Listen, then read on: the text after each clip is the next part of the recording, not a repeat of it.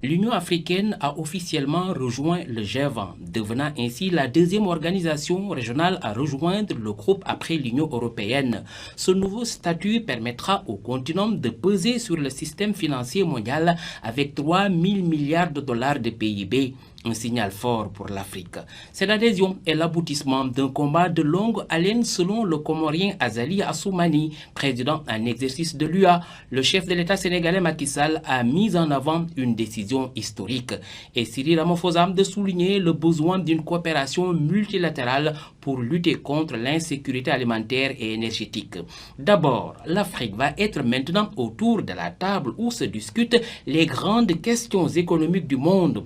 Ensuite, c'est une opportunité pour le continent d'apporter une contribution au débat qui agite la marche du monde. Et enfin, cette adhésion place l'Afrique dans les relations internationales. En plus, l'Afrique, dans un monde multilatéral, peut nouer des stratégies en utilisant, par exemple, le dialogue sud-sud.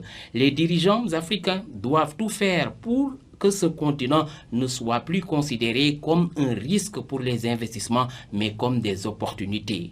L'intégration de l'UA offre désormais un cadre propice pour porter le plaidoyer en faveur du continent et elle est une occasion pour l'Afrique d'être son propre porte-parole pour exposer et défendre ses préoccupations. Maintenant, l'UA doit ainsi continuer à travailler en interne sur ses capacités à définir les intérêts les plus stratégiques du continent pour mieux les défendre lors du prochain sommet du G20 prévu au Brésil en 2024. Une place de l'UA au sein du G20, un jalon qui vaut son pesant d'or. Prochaine étape peut-être, obtenir un siège de membre permanent au Conseil de sécurité de l'ONU.